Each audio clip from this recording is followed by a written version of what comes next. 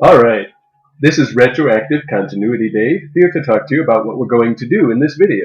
We're taking a look at Thunderstone Advance, but not just any Thunderstone Advance, we're taking a look at a variant of Thunderstone Advance called Epic Thunderstone Advance.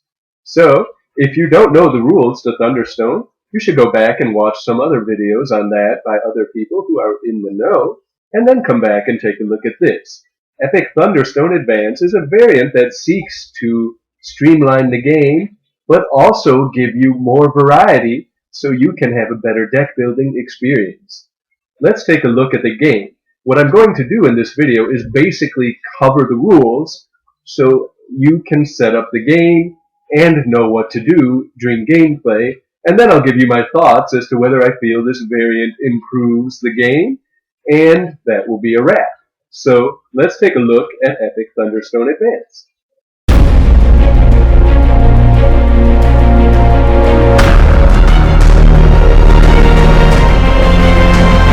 Alright, so let's imagine that you're ready to take the plunge and set up for Epic Thunderstone.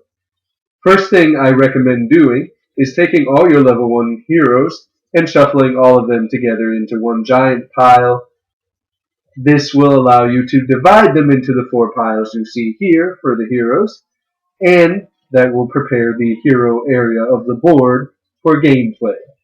Next up, you have the weapons, items, spells, and villagers. So you make one giant weapon stack, shuffle that weapon stack thoroughly, and divide it into 2 stacks and place it in the weapons area of the board. You take the items, shuffle all the items together, and divide them into 2 stacks and place them in the item area of the board.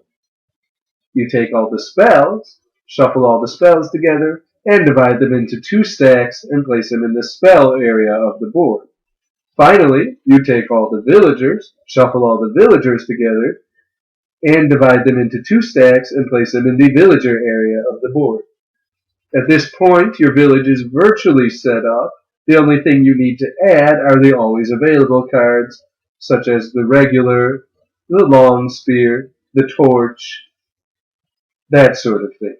So once you've added those 3 always available cards, you should be all set. The dungeon takes a little bit more customization, so we're going to turn to that next. Okay, before we take a look at the dungeon, I just wanted to show you the rest of the area here. So these are the items divided into 2 stacks, these are the spells divided into 2 stacks, and we'll move over and I'll show you the villagers. And here are the villagers divided into 2 stacks. So this should give you a sense of what the rest of your board will look like in the individual sections.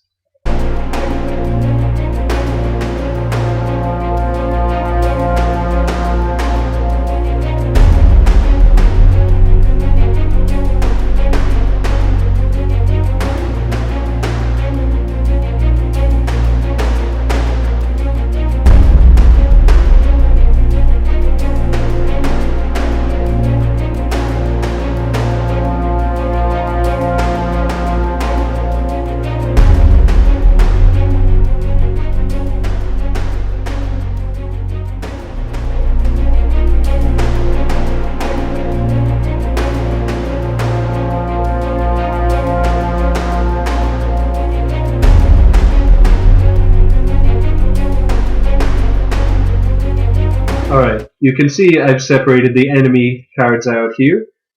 I've separated them into level 1, level 2, and level 3 enemies. And then once you've done so, you will shuffle those up, and that will prepare you to deal with what's next. So you'll note that there is a horde enemy card in here. I still use the placeholder for the hordes, and if one of them comes out, I reveal the next card from the horde enemy, so that mechanic of the placeholder has not changed as far as that goes. Alright, when you're setting up the dungeon, the first thing you do is take your level 3 enemies and draw the top 4 cards. Once you have those 4 cards, you're going to shuffle in a Thunderstone Bearer into this deck. So I'll shuffle that up, and basically this will become the start of my dungeon deck. After I've shuffled in the Thunderstone Bearer, I take the next 6 cards from the top of the level 3 enemy deck, and I place them on top of that shuffled deck. And that is the bottommost part of the dungeon. Then I take 10 of these level 2 enemies, and I place them on top, and that's the middle of the dungeon. And then it's a little bit different for these level 1 enemies. I take 4 per player. So in this case, I'm playing with 2 players, so I will be taking 8 of these cards and placing them on top, and that will represent the easiest and earliest part of the dungeon.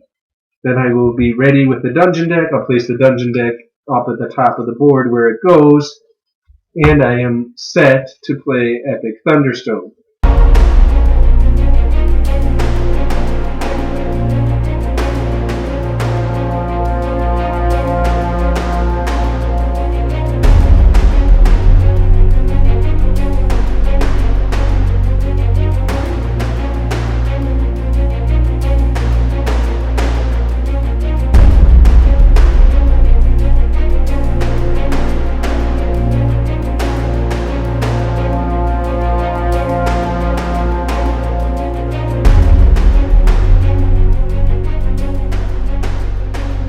Alright, so assuming you've set up the game as I've told you to, you should be ready to play.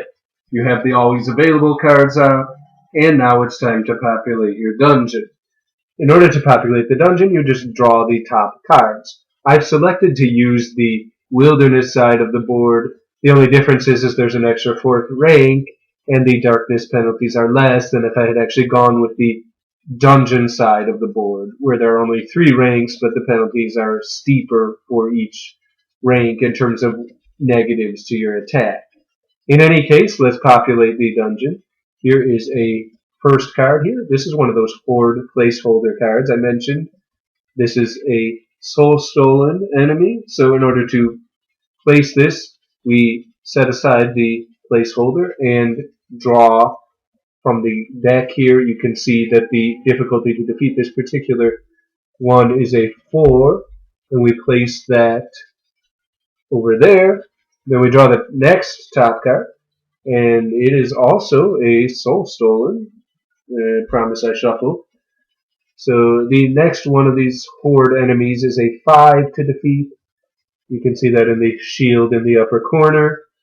And then we draw the next card, another soul stolen enemy. So I put the placeholder card aside, and I take the next one. This one has a 6, and we place that there. And finally we draw the top card, and it is something different, a warrior bones. So I have a bunch of undead enemies as our starting dungeon enemies, and these represent the easier enemies to defeat.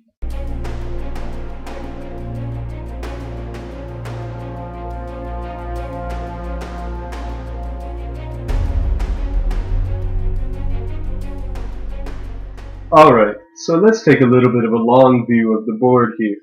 We have a good hand of cards for purchasing, and these are the cards that are available to us. Now these are the heroes, these are the weapons, these are the items, these are the spells, and over here there are 2 villager cards, only one of which is currently visible on my camera. So what we have as an option here is we can use a special power in the Epic Thunderstone variant, and that is as follows. Once a turn, each player, when visiting the village, can use this power that states that we may name the top card of a stack and put any number of those top cards that match that name on the bottom of the deck. So currently, in the village, we have a longsword on top of this stack and a longsword on top of this stack. And let's just say, for the sake of argument, I don't like the idea of having the same cards on top of those weapon stacks. I could name longsword and pick this weapon stack and see how many of the top cards are longsword. Well, there's only one that's a longsword, but it opens up the snake flail as an alternate choice should I wish to buy a weapon this turn.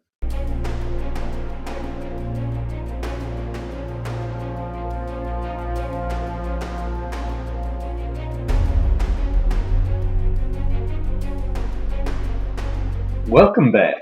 Let's take a look at my thoughts. I really enjoyed this variant. In a nutshell, I think this is a positive development for the game.